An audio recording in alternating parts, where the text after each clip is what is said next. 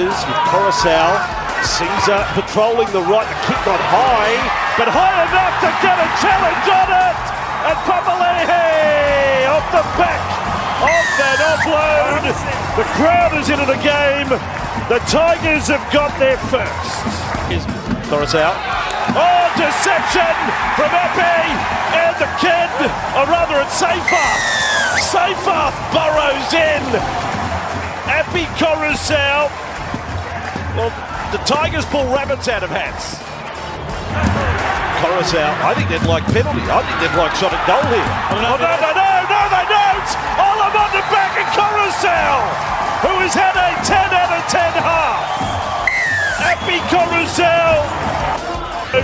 Quick play the ball. Coruscant, Caesar, left foot dig, over the top. Here comes Galvin on the tower puller. Back goes Trindle. Trindle loses the ball. The Tigers have got it. Buller was right there. Galvin put the pressure on. And Trindle, an egg turned into a scrambled egg. Utoi Kamanu, Caesar, Galvin gets his chance on the Buller. Buller off the left. Buller has scored. The Tigers, the Benji Marshall era starts a week late.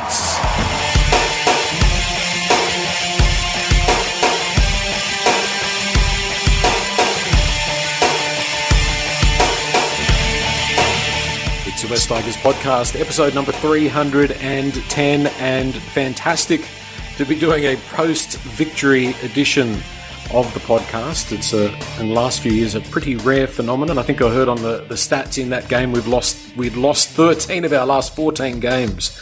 So that big 32-6 win over the Sharks, it means a lot. It's a very important one for the club, and I thought we might start with one word.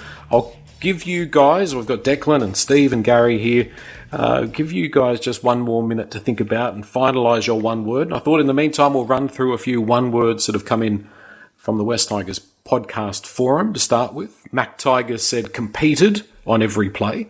Logan R21, finally, which is a good one. Tiger Ton, he said outstanding. Campo, his one word was defence. Peter A said, wow. A lot of us saying that. Canberra Tiger said attitude. And on Facebook, I put the invitation out there as well on the West Tigers podcast Facebook page. Matthew Watson said attitude. Ashtons said promising. Vicky Dixon, amazing. Graham Davis, heart. Lisa Stanaway, her word was passion. Corey Thatcher said clinical. And Nathan McKenzie said impressive. There was a whole lot more there, but that's a really good way to kick things off. I wonder if any of those words are shared by you guys. Gary, one word to describe that big win over the Sharks. For me, it was intensity. I think there's a clear difference between what we showed, especially in the trial against the Dragons, but also the intensity we showed in round 2. That totally switched around in round 3 now. And a big part of that for me was the difference in our first contact in both defence and attack. I thought that went a long way to achieving a much better outcome in that game. And sustained intensity. It wasn't sometimes in the past. The whole game. Yeah, we've seen the West Tigers have intensity for 60 minutes or 40 minutes. I think it was Eddie said to me just before the game in our chat that it would be nice to see us play for 60 minutes. And I laughed and said it'd be nice to see us play for 20. But we actually did play for that full 80, which was really... I can't remember the last time we saw the side play for 80 minutes. Steve, good evening to you. One word, sometimes can be a couple more, but what have you got for us? No, I've got one word, and it follows on nicely from what Gary just said. My word is relentless, because we were relentless for the first time in a long, long time. And to that point, we were still driving off the line in defence and pushing them backwards in the 79th and 80th minute. Like you could actually see in that couple of last sets of tackles we had to make when we had them right down their line, we were still beating them to the ad line. So it was a relentless effort. And to steal a Steveism from the past, attention to detail, the cherry on top was Aiden Caesar kicking that goal at the end. The game was over, and it was a hard kick, but he just professionally slotted it through the post. It was just nice as well. Declan, we've got intensity, we've got relentless. What have you got for us? My word is discipline. I thought that the entire team was really disciplined the entire night. I don't think we gave any leg up penalties or any kind of easy taking off the pressure penalties for Cronulla. I can only remember one in the second half where Foley kind of came over the top of the Sharks defender. That was pretty much it. And then Aiden Caesar was really disciplined and just putting up the bombs, pinning the Sharks outside backs and their own end, making it hard for them to start sets. And then when the Sharks had a few injuries in their forwards, like we really gassed them out and they just didn't have the energy to go with it anymore. And then that's when it led to points as well. So I think it was a real disciplined performance from everyone to stick to the game plan and execute. Yeah, John Bateman maybe a couple of times sailed a little bit close to the wind, but overall it was a very disciplined display.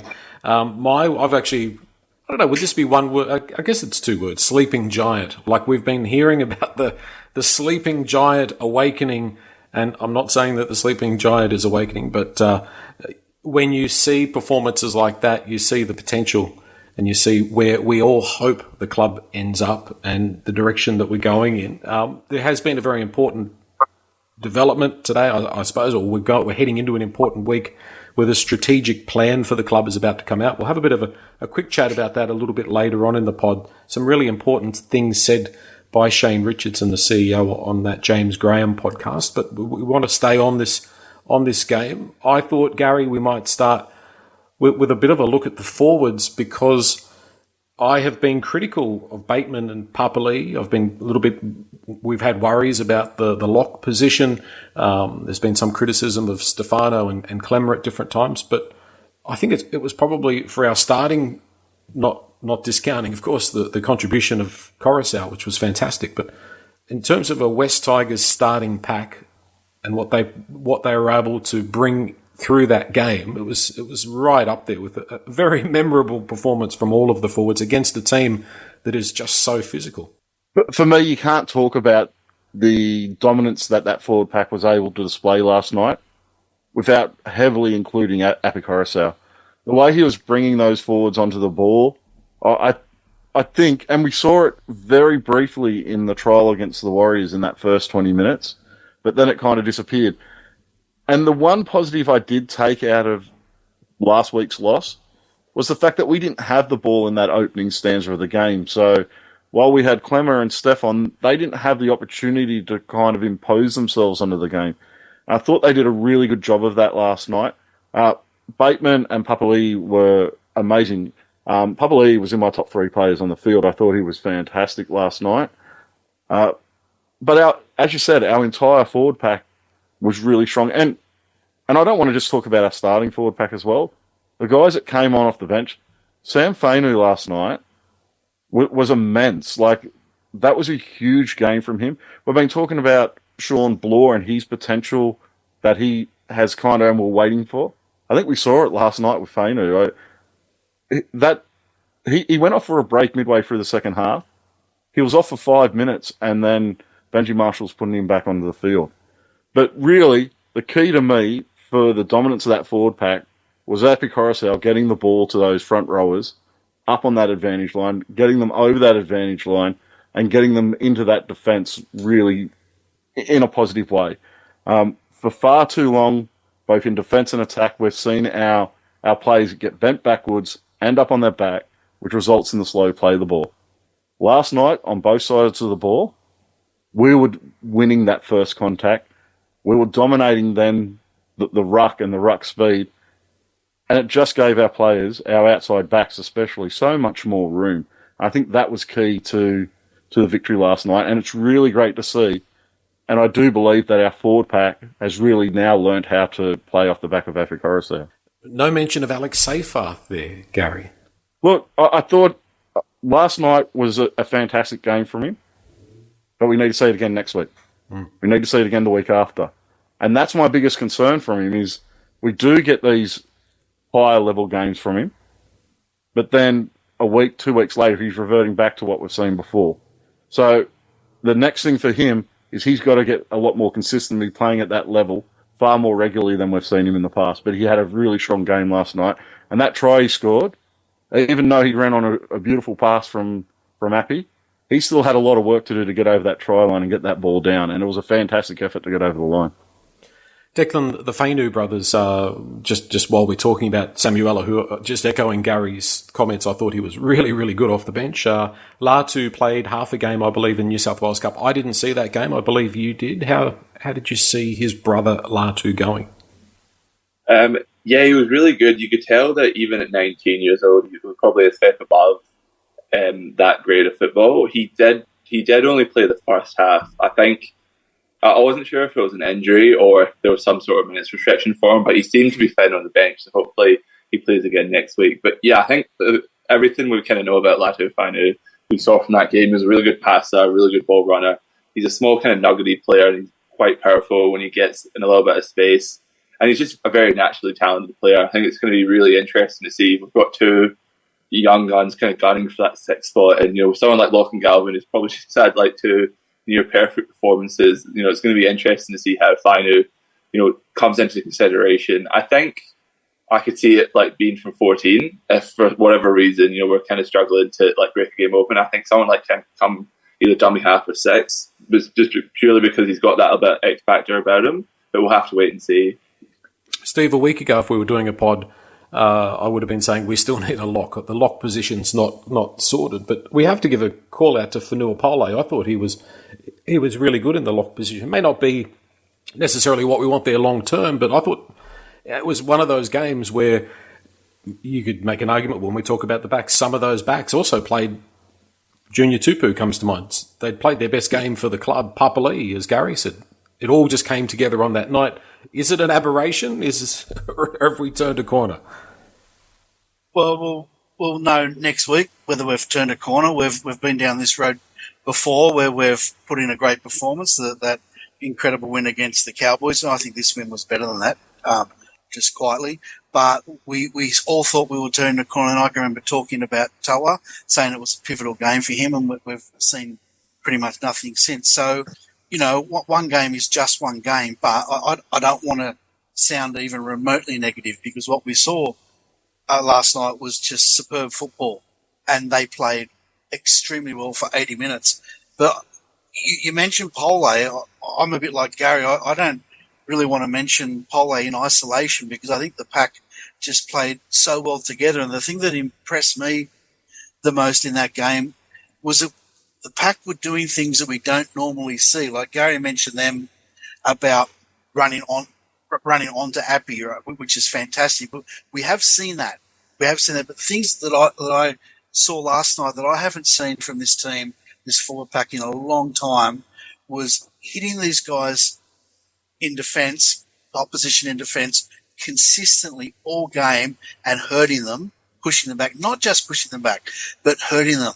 The post-contact meters, driving once they attack, once they hit contact, and then driving through the ruck to make that post-contact meters. We never see that. That's there all the time. I loved watching them come in behind the ruck, looking for lazy defenders at markers, and they were coming. The forwards were angling back in behind the ruck and making yardage up there. So that was an obvious tactic. And from Papali'i and Bateman, the way they were coming across, not jumping out of the line, but coming across back in tighter to support their forwards defensively in tight, was superb. And the last thing I want to mention was just the effort on effort on effort. I saw at one stage, Fainu, he made a tackle, then jumped in at marker, then chased their dummy half and made that tackle, then chased again, made that tackle, then went back in the line, and when they brought the ball back inside, he jumped up and made that tackle. So it was like 4 in a row. We don't see this stuff from this team on a weekly basis. So it was very impressive and very encouraging. Sometimes, Eddie and I used to talk about this a little bit on the pod back in the early days, that sometimes when the West Tigers get a win, it's because the other team hasn't turned up. But I think Cronulla turned up. I think after that first 20 minutes, Gary, I was concerned. I thought, I've seen this before. We can match them for 20.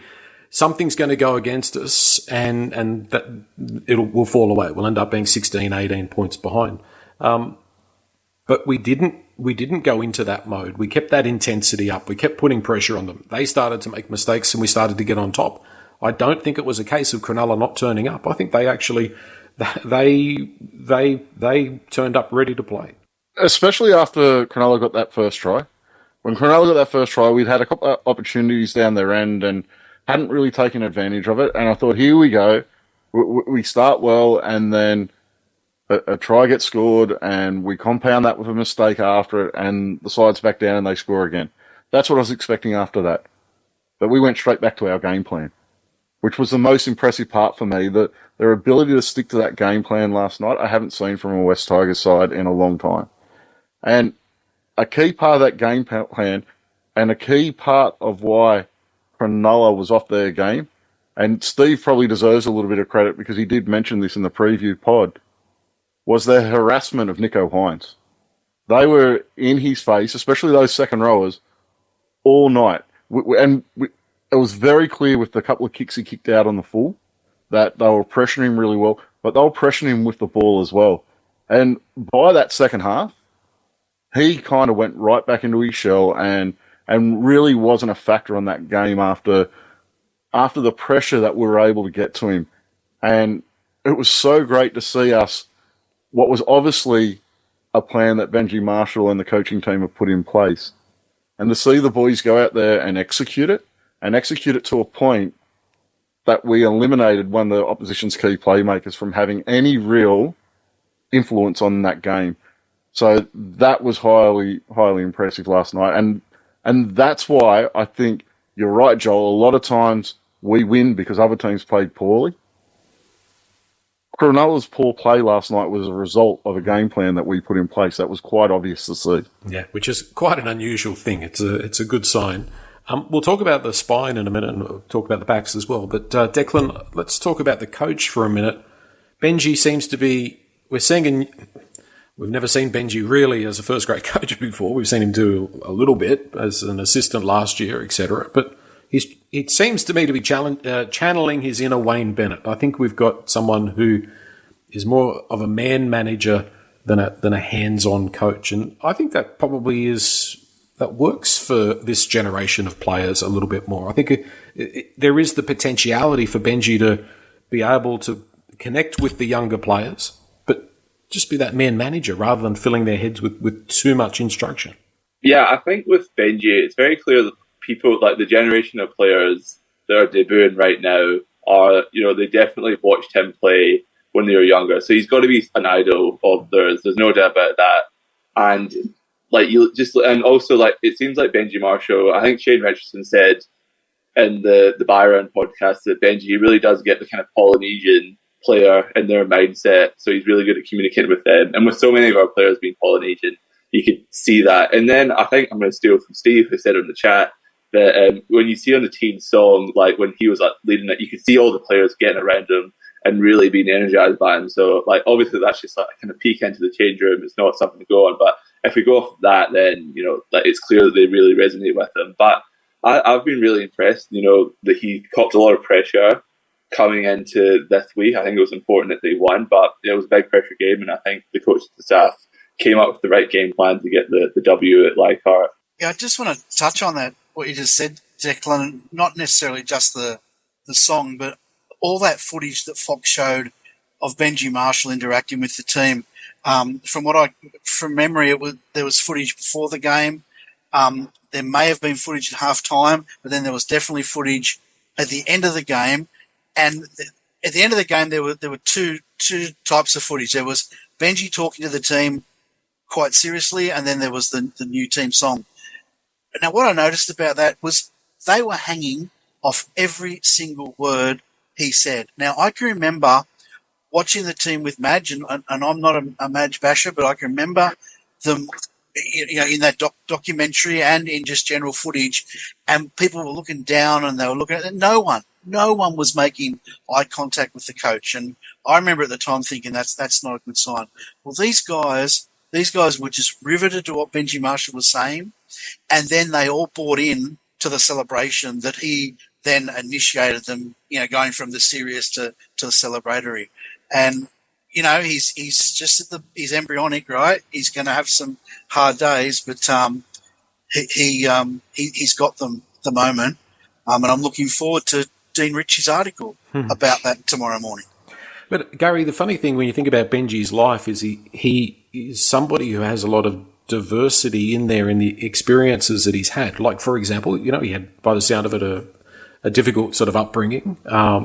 He's had that experience with Keebra Park. He came to the West Tigers as a really, really young, flashy player, but ended up a very different player in his career. He played under Sheens. He played under Bennett. He's a strong family man. He's been in the media. Like, there's a lot that goes towards making who Benji is, which fills me with a bit of hope and a bit of faith in him, because I don't think you do what he's done in his life without being, I think he's a pretty good operator. It's really diverse. Like, he won the Celebrity Apprentice. Which isn't, I know I'm saying that as a bit of a joke, but that's a pretty good feat. There's some fairly impressive people involved in those sort of things, and he showed that he could take skills that he's learnt in rugby league and transfer them to a different environment.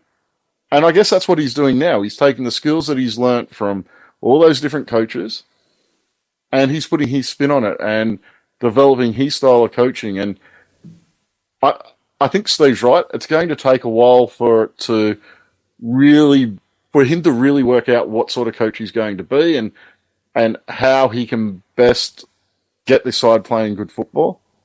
But there's no doubt that they're listening to him. There's no doubt that he's drawing on all that experience he has from different people and different life experiences, and that's being implemented now. All the talk over the off-season from every player was about how engaging he is and how they pretty much want to run through brick walls for him. Now, in the trial and in the first round, I don't think we really saw that. But when you're talking about things like Steve was, that players are listening to him and hanging off every word, that's a little bit of evidence that what they were saying over the off-season wasn't just off-season talk. One thing we do have to be careful of, though, is us included, but a lot of West Tigers fans after last week thought, I know I said myself that I could see a situation where we wouldn't win a game all season. It was 1 week, and I think at times our fan base forgot last week that it was 1 week. But this is also 1 week. This is one win, one really strong performance. We've done this in the past. We've had all these bright new dawns that have emerged, and then a week, 2 weeks later, they're gone. That's really important as a club that's turning around, and it's really important for Benji Marshall and this coaching staff that next week the side shows up with the same intent, shows up with the same intensity, shows up with a game plan that they stick to for 80 minutes. That's what's really crucial right now. That's what shows we're building as a team to another level. Otherwise, this is just another flash in the pan, and we can't have another flash in the pan. So, Gary, do you still think you're a better coach than Benji Marshall, just based on that performance? I did say that in our chat. Man, Eddie's right. You do like pulling the comments out of the chat. Mate, I think I'm a better coach than Wayne Bennett. So, mate, keeping you accountable, just keeping you and Eddie accountable. I once said to someone that I was the greatest teacher in the world, and the person got insulted at me. I once said to someone I was a better coach, a better teacher than them, and they got all offended. And I said, "That's okay. You can be the second best." So it's not an insult to be the second best at something behind me, Declan. You could be the second best person on this pod, but I'm still better than you. It was you're a better talker than Wayne Bennett, that's for sure. It was a 26-point win for the West Tigers. It would have been like a 66-point win if we were based in Perth, according to Eddie, I think. You use Eddie's logic. Declan, I'm going to throw it back to you. I mean, we've given Benji some pats on the back. Maybe in hindsight, picking Sullivan last week against Canberra was a mistake. We know that from that performance. There's going to be some mistakes along the way, but I don't want to focus on that negative. But thank goodness that Caesar came in, because he had a fantastic game. It's the first time in a long time that West Tigers have had a really good halfback that goes out there and does the halfback job. First time since Luke Brooks. No, first time for a long time. Yeah, I think with Caesar, because I remember Benji came out in one of his press conferences and he said that he didn't want to pick anyone that wasn't fully fit. And there was all those rumours that Caesar was carrying that hamstring injury. So maybe he didn't necessarily pick Sullivan because he thought he was better than Caesar. Maybe he just wanted to play Caesar limited minutes. I'm not sure, but yeah, I think you're right. I think that starting Caesar instead of Sullivan, it just turned us into like a completely different team. We looked a lot more organised. Like I know he missed a tackle on Talakai that ended up leading to a try, but him and Galvin I thought were really good defensively, and I think when your halves are making all of their tackles, I think that makes a big difference to your overall defence. And yeah, they just both look really organised, and we just we put on some really good shifts, and everything just seemed smooth. Everything just seemed to flow really, really well for us when Galvin and Caesar were the halves together. Steve, the rudimentary sort of way of describing a really good player is a really good player has time on their side when they've got the ball. They don't look to be rushed, or they seem to have all the time in the world. Galvin, to me, is that player. I don't know if he's necessarily going to end up being a half all his career. I think he will end up as a lock personally. But this is what keeps me interested in rugby league, is when these young guys come through and they just perform like Galvin does, like he's been there for 50 or 60 games. It's a lot of pressure on him, I know, but I see no signs to suggest that he's not going to be a special player. No, we've said, earlier in the year and last year we were saying, we just need a little bit of luck in this squad, and some of these young guys that are touted need to come through and actually, blossom into good first grade players. And we had one in Buller last year, and we've certainly got one in Galvin. You're right, Joel. He has so much time with the ball, but he's got so much time in his kicking game too. That's what impressed me last night. You get a lot of pressure. The kicker gets a lot of pressure defensively thrown at him, and he handled that really well last night, and his kicking game was on point. And between him and Caesar, the Tigers kicked the best I've seen them kick in a long, long time. And their kicks were so well positioned, they were giving our runners time to get through and put pressure on the opposition bringing the ball back. So, yeah, a really good combination forming there between them, and he's got the world at his feet. I thought it was funny, though, watching him in the interview after the game. He's still got chicken arms, so he needs to get in the gym over the next couple of off-seasons. The interesting thing about Galvin for me is if we had sat here at the end of last season and came up with a list of who we thought would be the first of those juniors to kind of come through and make their mark, pretty much on all our lists, Galvin would have been down the pecking order a little bit. I think Talon De Silva probably would have been mentioning quite high. Galvin has really made a big leap, especially in most West Tigers fans, I'd feel, over that off-season. The fact that he's now at a spot where he's pretty much cemented that 5'8" spot for at least the next couple of months, and it'll take a fairly severe turn in form for that position to be even under risk for him for the rest of the season. So that's what's really impressive for me as well. And you're right, the amount of time he has with the ball in his hands is really impressive. Even last week, when we're in a position where we weren't creating the space that we were able to create for our backs and our halves last night, even last week, he felt like he had time to do what he wanted to do. And as soon as we gave him a bit more space last night, he was taking the right option time and time again.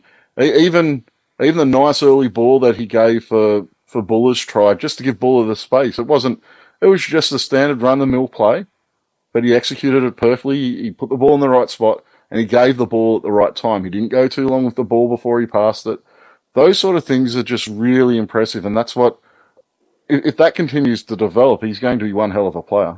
Yeah, I think the thing with Galvin for me that's because when I watched a lot of Galvin play before he debuted, I thought, okay, he's tearing up right now against people his own age. So you're going to have to factor in for the fact that he's playing first grade people and the defense is going to be better, and therefore he's going to have to, get better in that regard. But he's kind of just transitioned flawlessly into, the way he was playing at junior age group footy to what he's doing now. And yes, he's not bumping off defenders as easily as he did in juniors, but everything else in terms of his passing, his ball playing, his kicking has just been seamless, and that's just so impressive. I don't think I've ever seen a young player come in and call the shots like he does, because you look at good young players like Ethan Strange, for example, he doesn't really do much in terms of organising Canberra's attack. He kind of just gets the ball and he'll run the ball and he'll do some good things, which is normal for someone of his age. But someone like Galvin, You can see him calling shots. That Buller try, he was screaming for the ball for 2 tackles before, and just that poise to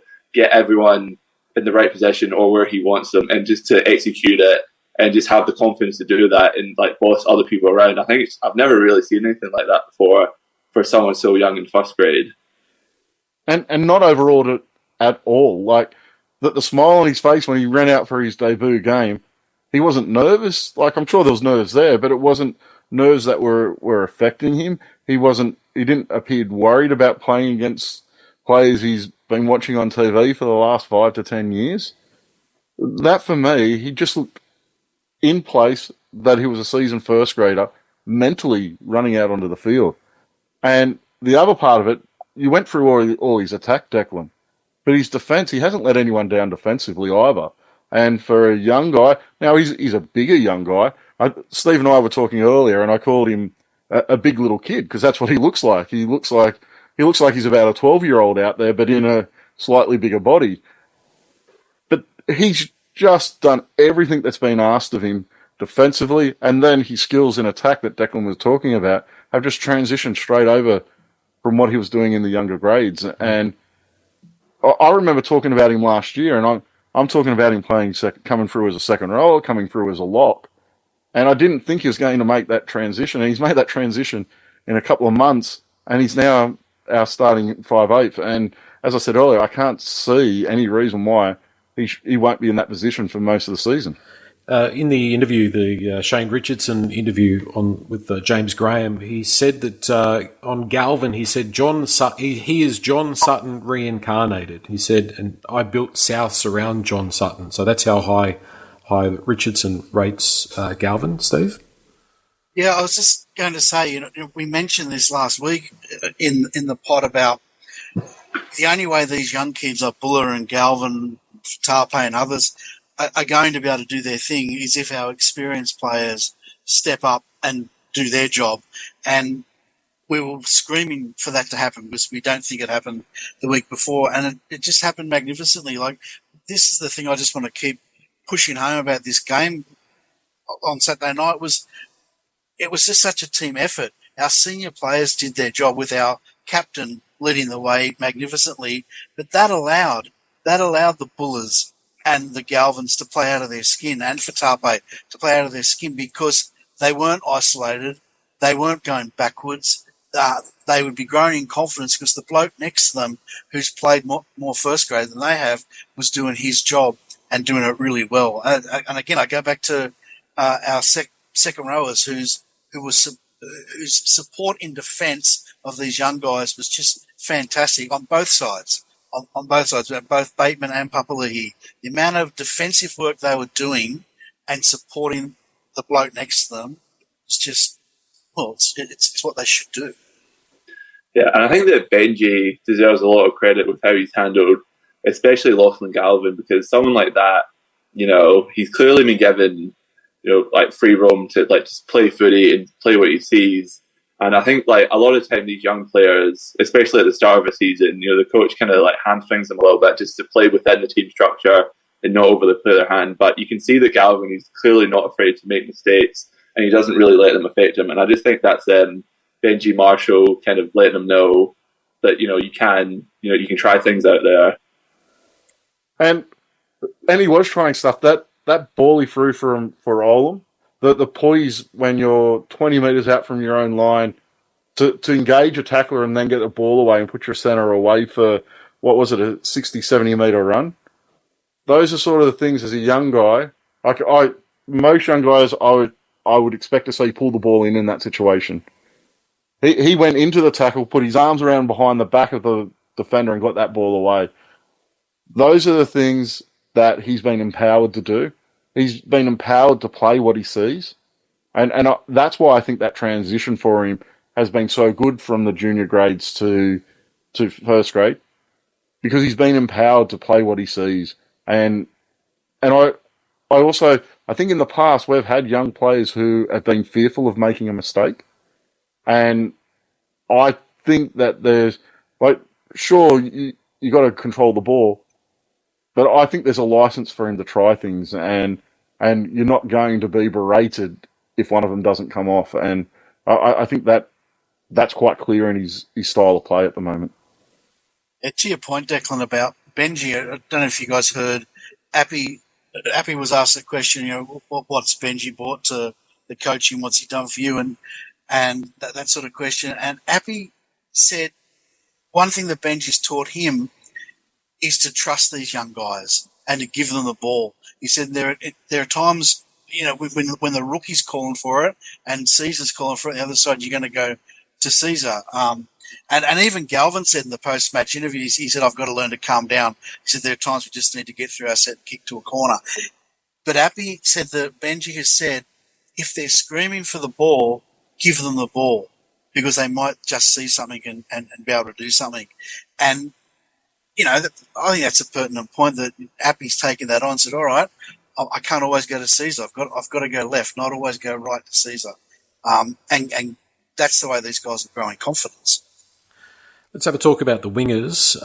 As I alluded at the beginning of the pod, I thought, look, Charlie Staines probably had his best game since his injury last year, but Gary, we still, he's one of the fastest guys in the comp. We just still can't seem to get him any clear space.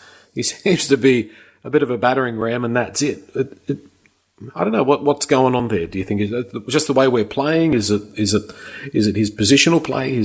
What do you think is going on as to why Charlie Staines can't be a little bit more lethal out there?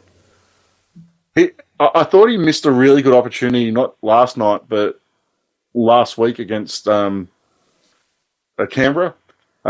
When Galvin went to line and threw that cutout pass to the wing that kind of went over the sideline, Charlie Staines was out of position for that one. So that was an opportunity that he did miss.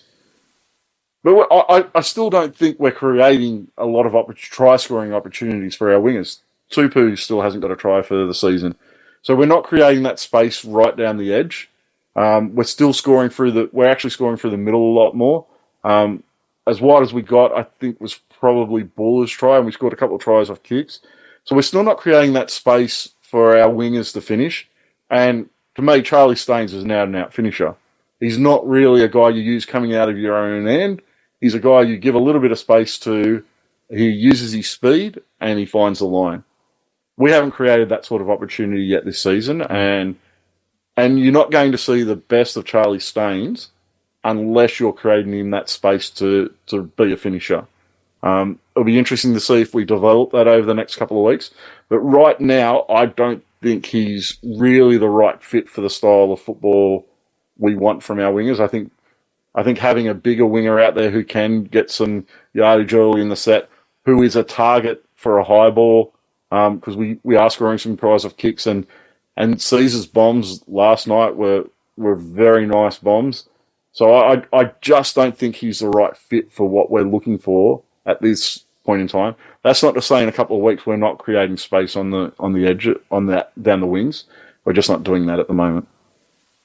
Yeah, I think that's one thing about our attack that I haven't really seen yet. I think when we've looked our best, we've kind of been going through the defensive line, like with Appy and, with the forwards and playing through, and that's where we've kind of found a space. But we haven't really went around someone. We haven't really created those spaces on the edges for our wingers to finish, which has been kind of disappointing. Not hugely, but I think that's the next step this attack needs to take. They need to be able to strip other teams of numbers, because we're not always going to be able to go through forwards like we did against the Sharks, I think. Yeah, Galvin did it once. He put, I can't remember who he put someone down the left hand flank early in the game, so that happened. Olam, yeah, and Staines did have an opportunity. He should have caught that ball and would have dived over the line there. So he had a chance there to do something. But you're right, Declan. We're still not creating space and numbers out wide. Our biggest asset, obviously, last night was our drive through the middle. But after that, one of what we used to attack really were late offloads. The number of late offloads that we put on, and as a consequence of that, the support play that was there, there needs to be someone ready to take a late offload, right? So the late offload and support play, that second phase play was so far above anything I've seen from West Tigers in such a long time, and that's how we were making yardage and how we were getting them to scramble in their defensive line. But yeah, it's definitely not through pace out wide. which is where Staines can be useful. But I will say one thing: I've been a bit of a critic of his so far this season, and I still am not overly wrapped in him. And I agree with what Gary just said. He's still not the guy to start off our sets. So we were much better with Spolam. But I will give him credit in one thing I noticed last night. His play the ball speed is really good. So even though he might get crunched when he hits the ball up, at least he's falling in a way that gets him up quickly again and plays the ball quickly. So we're on to the next play to start to build that momentum. So still not happy with him, but probably not as down on him as I was. We'll talk about creating that space on the wings a little bit more. A lot of it's due to the shape we run. When we run shape, it's really, most of the time we run proper shape. It's creating space for Buller. And I still don't think Buller's developed a great passing game. He's more likely to go to the line and go through the gap himself, which we saw again last night. I think it was Sam Fane who ran a really nice line for that ball that he got from Gavin that really pulled the defence and stopped the defence sliding out to him. So we're creating that space. But Buller's a guy who's more likely to go through the line himself than to have the winger running off him. I mean, he's playing a little bit deeper than him as well. So we're not really creating that space for him to draw and pass to the centre and then out to the winger, or to cut out the centre and hit the winger down the sideline. Buller's taking that space himself at the moment, and that's probably something he needs to develop in his game a little bit, because he's doing a great job of going through that gap. But at times he's going to have to learn, especially when there's a couple of players in his face, be able to draw players in and create space for the players outside him. And he's not doing that often enough for my liking at the moment. I think that contributes, that lack of ball really getting out to our wingers in those try-scoring situations. So, maybe you've got other options, and I've got to give Junior Tupu a pat on the back. Much better. Yeah, much better. Naden in the mix, played in that New South Wales Cup game, Lob as well, so we'll see what happens there. But I really want to take a moment. I mean, Justin Olam speaks for himself. I'm really glad to see him in our colours. I thought he played really well. But for a guy on a development contract, playing in his second game and having to mark Talakai, who was their best player, like Fatapi, Gary, he deserves to get a couple of minutes on the pod. I thought he's been really good again. Yeah, I've been talking about having Naden play in the centres all off season. I was very happy with Fatape's game last night. I thought he also, not only did he do a really good job defensively, he also did a good job of helping our wingers' kind of lack of punch coming out of our own end. I thought both he and Olam were fantastic. And very strong game. I think he holds down that centre spot for, I think, at least the next few weeks, unless there's a little bit of a turnaround in form. I wouldn't be putting Naden in front of him at the moment. I thought he was really strong last night. And he showed that in the Warriors game as well. I thought he had a really strong game in the Warriors game. I thought last week there was a few little defensive issues where he made a couple of poor reads, but that wasn't there at all last night. And I do want to give Olam a little bit of credit, because I was a little bit critical of his signing. I do want to say my concern was never about the type of footballer he is. That footballer last night that we saw, that's my favourite centre in the game. His ability to hit in defence and stop a man and actually make it so no one wants to run down that side of the field, because he absolutely hits that hard. And then just the way he straightens our attack, because he can hold up a defender, because he is a threat close to the line, is something that's going to really benefit us this year. All we need is a fit and firing Olam, and he makes a huge difference to our side. So at the moment, without injury, I think we're set for our centres. And even when Toa comes back, I don't know how long he's out for. I wouldn't be picking him over Fatape either. I was really impressed with those guys last night. And our strength in defence on the edges, it comes from your centres. It comes from your second rows. It comes from your centres. And they did a wonderful job last night.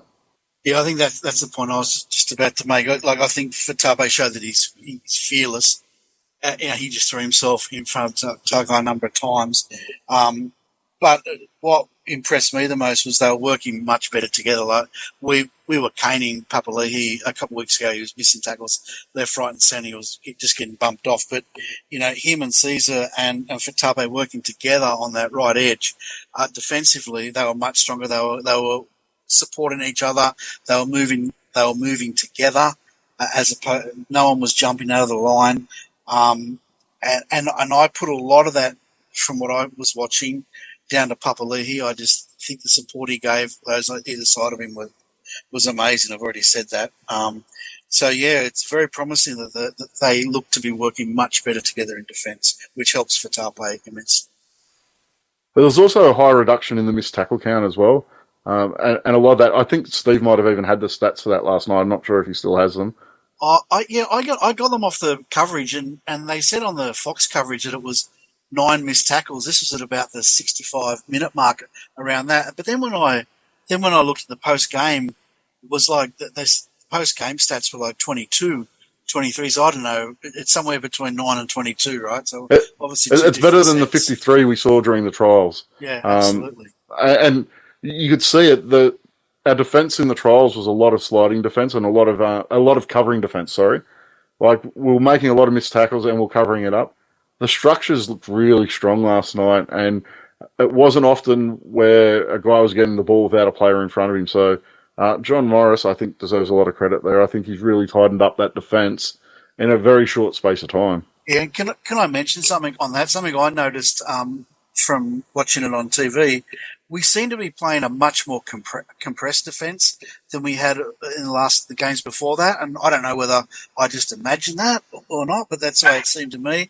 And I reckon that also maybe explains why we focus on our line speed being so quick, because the way you get around a compressed defensive line is to get the ball out wide quickly to get space and get around the outside edge. But a fast defensive line coming up in your face stops that and inadvertently makes you turn the ball back inside. So I think that quick defensive line that we had, plus what seemed to me to be a more compressed defence, worked wonders for us. Best we've looked ever in defence, really. Yeah, well, so much of it comes back to that intensity, doesn't it? That attitude, that line speed, that playing for each other. Yeah, that's what's really, really pleasing about it all. Line speed was another key part. Appy, despite being incredibly sick last night, and if anyone's watched that post-game press conference, you can tell how sick he is. He was zoning in and out during that press conference. There was times he wasn't even listening during that press conference. He was that crook. But he drove that line speed that entire game last night, and he is so crucial to getting those guys up off the line. It was really that was a huge effort last night. I can't rate Appy's performance last night highly enough. Yeah, no, it was a real captain's knock. It was very, very impressive.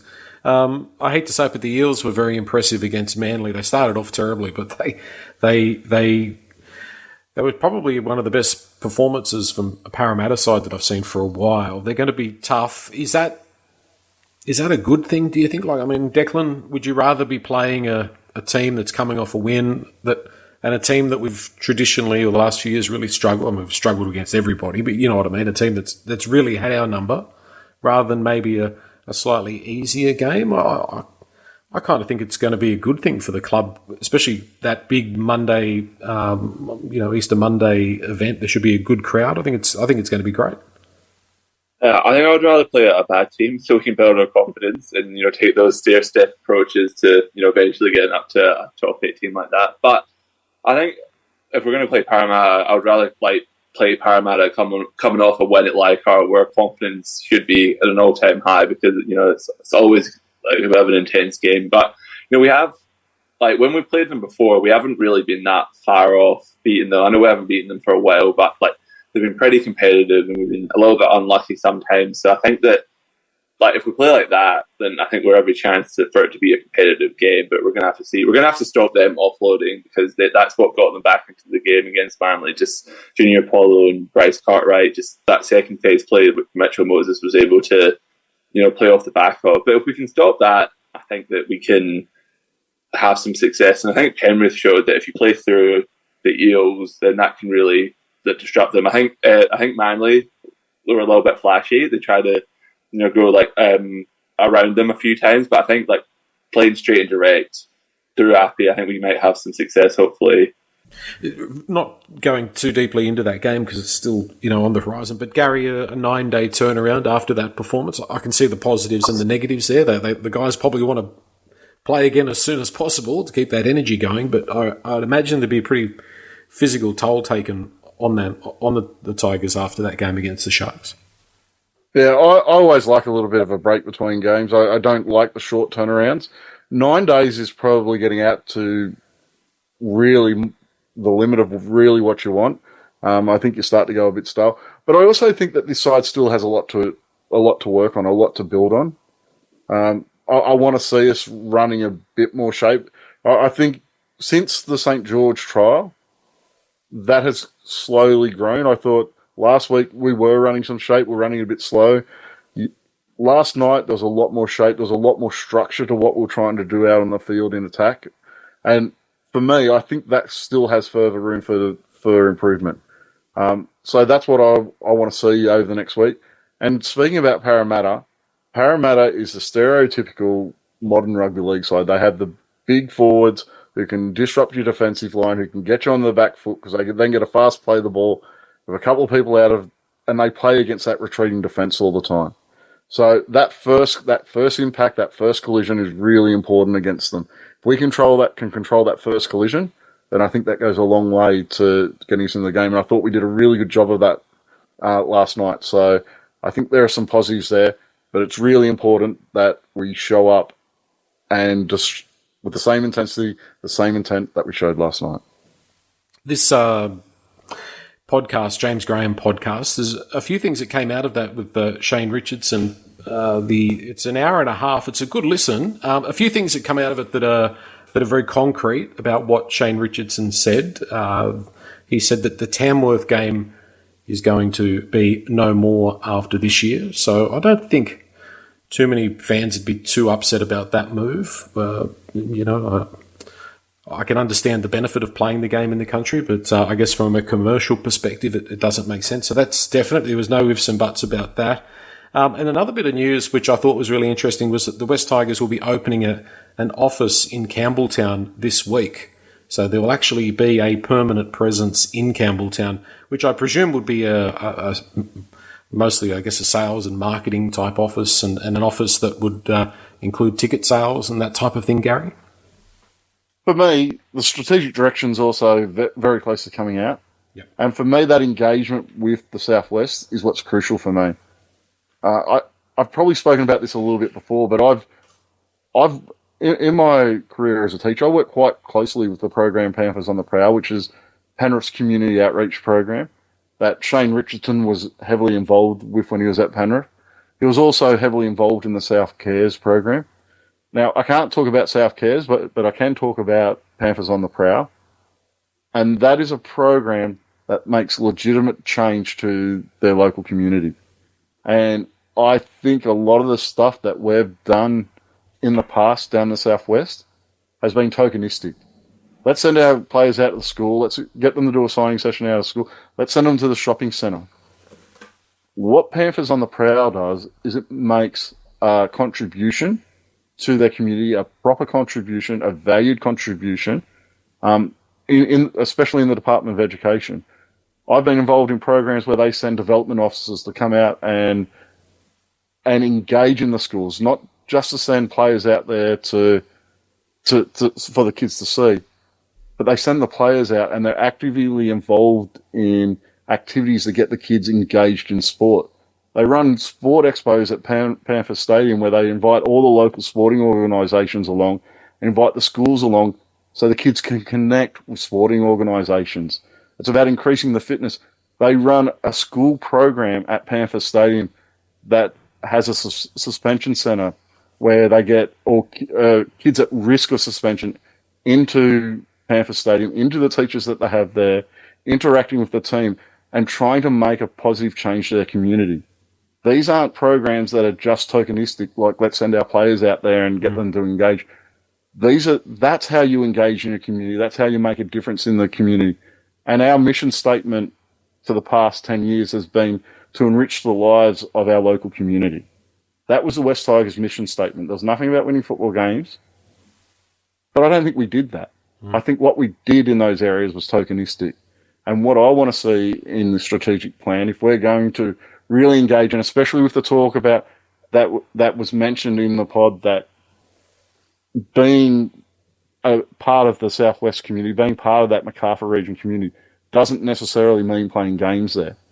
So the way you do that is you have to engage with that community in a realistic way. And I know I'm going well away from football talk here, but that's how you build a presence in the area, not just by doing these tokenistic things.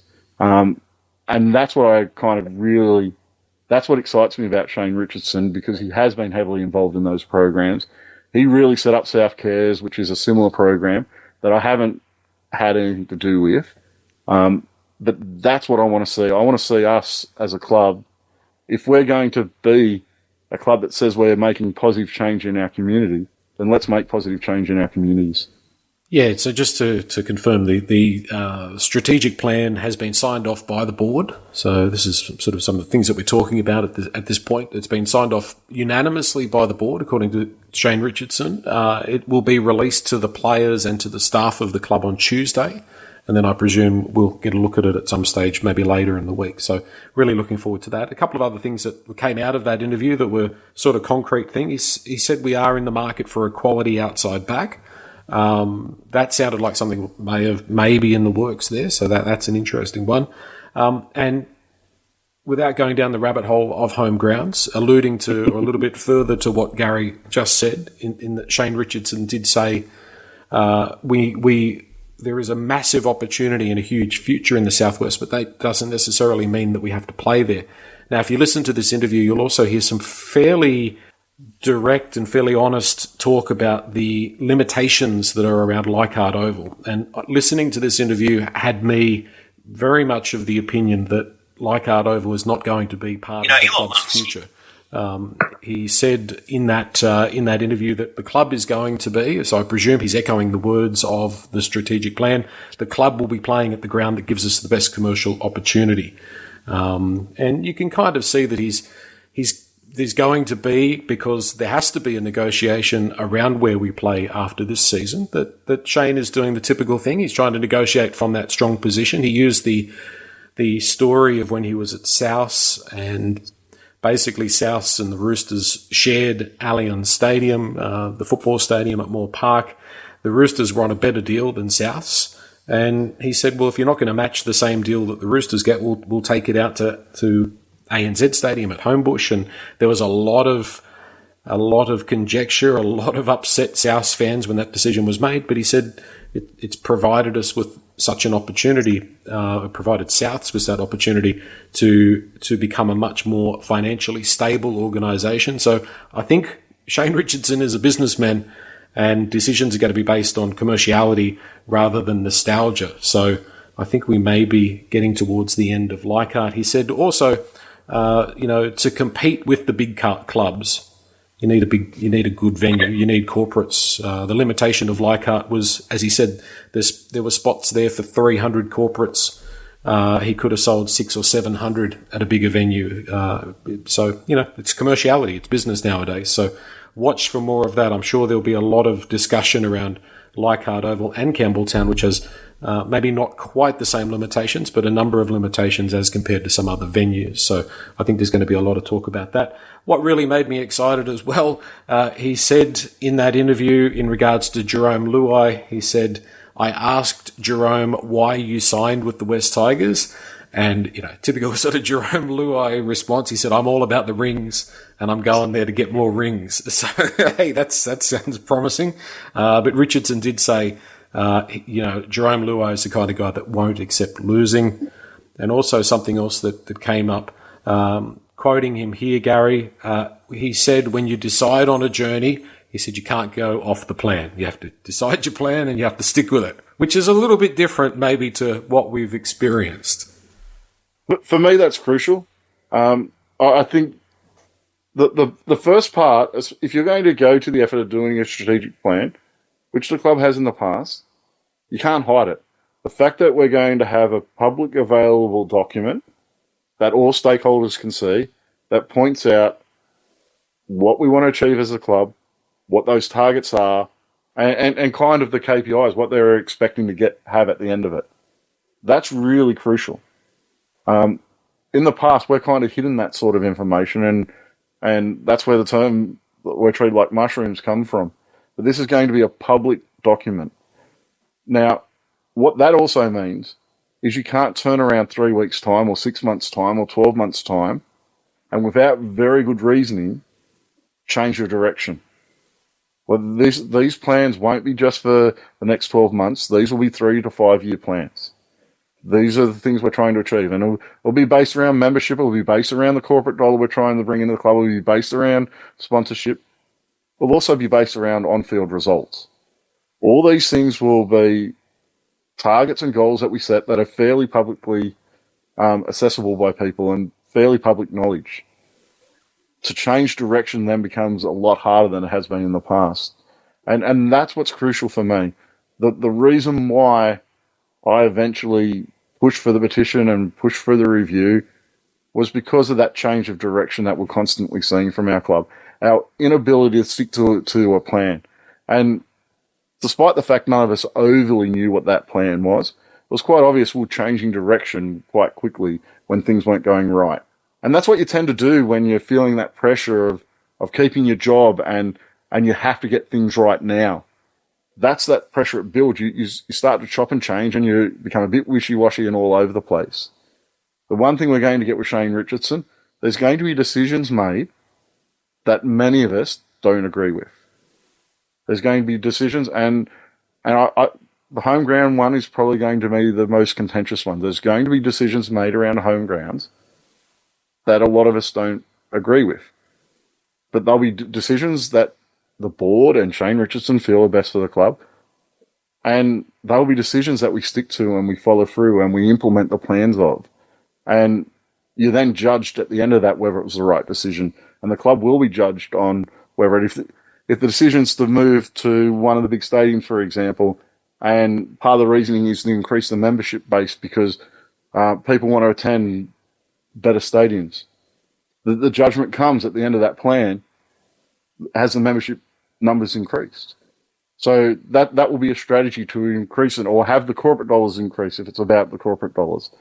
So what we're going to have is we're going to have a very clearly defined direction for our club that we all know, but we're also going to have a very clearly defined benchmark to mark our club against, and that's what's going to be new for this club, and that's what I wanted to see come out of this process. And I can't believe we're at a point where if you had told me 6 months ago we're going to have a club that's releasing a strategic direction publicly, a strategic document publicly, I would have probably laughed at you.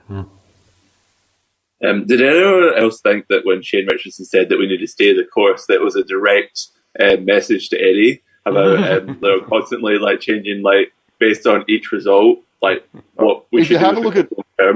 If you have a look at Eddie's Google Maps, he's either going back and forth or around in circles constantly. It's one of the two. So his Google Maps data is very interesting to look at. Eddie's strategic direction can change within even a half of football. So, and in regards to Richardson, he was asked by James Graham, is he here for the long term? He said, I've really found an enthusiasm to take this club to the top. So it sounded like he was very emotionally invested. And I think he's the kind of guy that is not going to just turn up and warm the seat for a bit. I think he's, the way he's talking, he's here for the long haul. So I think there's going to be a little bit to discuss in coming weeks when this strategic plan comes out.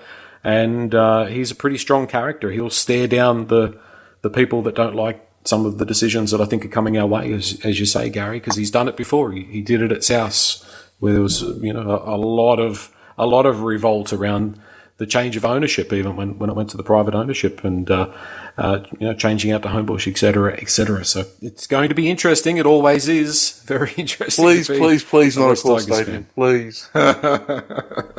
Well, who has the most money? It has to be a Core Stadium. Well, they're all controlled by the same body now. All the big stadiums, all three of them controlled by the same body. Venues New South Wales. We'll wait and see. You can't have your Christmas presents until Christmas morning. You have to wait and see what they come up with. All right, guys. So good to do a pod after a victory, and hopefully there's many, many more to come. And Eddie will be, no doubt, in the hosting seat midweek for Did he today actually call it his pod? his pod. Did he say Yep. his pod will be on Wednesday? Yep. So it's now the Eddie Otto show, is it? The Eddie Is Otto midweek show. that's how we're going to start promoting it, the Eddie Otto show. Yeah, well, maybe. We'll see. Maybe we should just let Eddie Otto do a pod himself and we'll kind of see if anyone listens. Thank you, guys. Thank you. Thanks, boys.